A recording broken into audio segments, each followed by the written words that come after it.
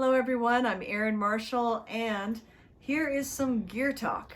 Today we're going to talk about slipping pegs and also how to put a string on properly, and that can help with slipping pegs. The main reason of course that pegs slip, many of us know that in winter when it gets colder and it gets drier, pegs being made out of wood tend to lose moisture and shrink. And you open up your case one day and your pegs have unraveled, one or more strings are loose, or sometimes you can even open up your case and find a broken string. So it's always frustrating when that happens, and there's a few things you can do to prevent this from happening. One, of course, the bigger issue is that your pegs may not actually fit. It's a 300-year-old friction system. You have to have a perfectly round peg that fits in a perfectly round hole. But a lot of the older violins, especially if the pegs haven't been used in a while, will sometimes get a little bit oval instead of round.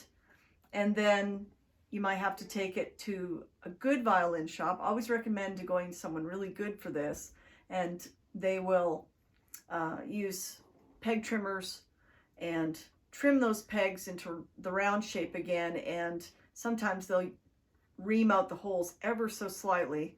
And you have to go to someone good, because if they take off too much wood off the peg or the hole, it can mess up the peg box wall, really make the pegs go in too far and things like that. So you really want to go to somebody that actually is trained to do that. I really think it's worth it. One of the ways you can tell whether your pegs have lost their shape is to take off the string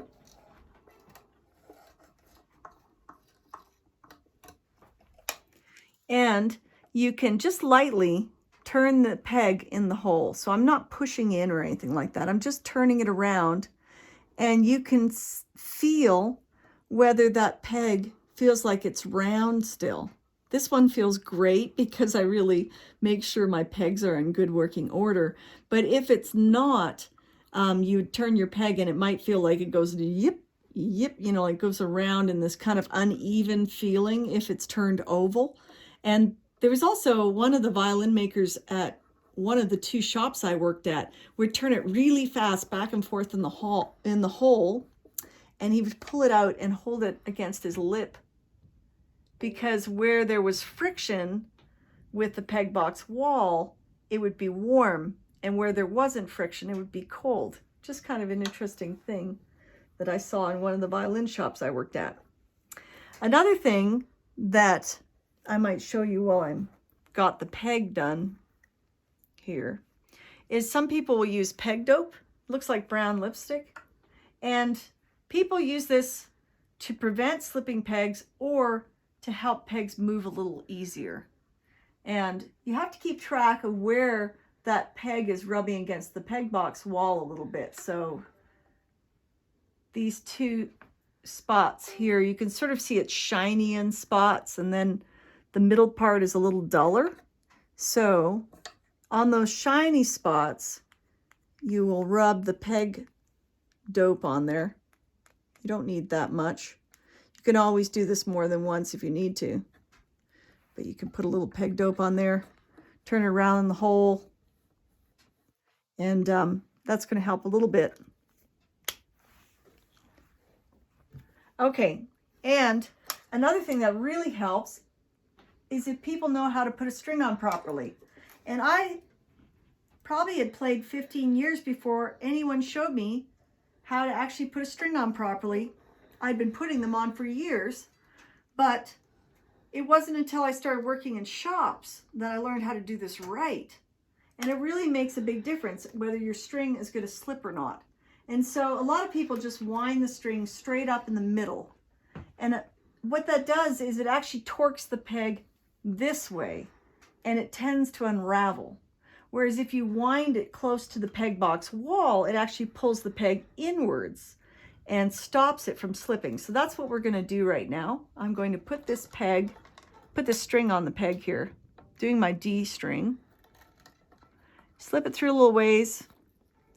Some people cross over the first time. That's a good thing to do, but it's not totally essential. I've never seen a string actually slip out of the hole. Now see how I'm going to keep the tension on the string and hold my finger against the peg box wall as I wind it on. I'm just going to hold that there for a second. I'm going to make sure this is hooked on the bottom because it often comes undone, which it did. But I'm going to keep that tension on the top of the string. That's the important part. So one of the ways you can do this is by having your thumb hold the tension on the string, and then I can hold my finger against there and wind it on flush with the peg box wall that the peg is on. So the G and D strings will be wound close to the left peg box wall, and your A and E strings will be wound close to the other side. So I've wound that nice and tight in there, and it's going to pull that peg inwards and be much less inclined to slip. So that is a very helpful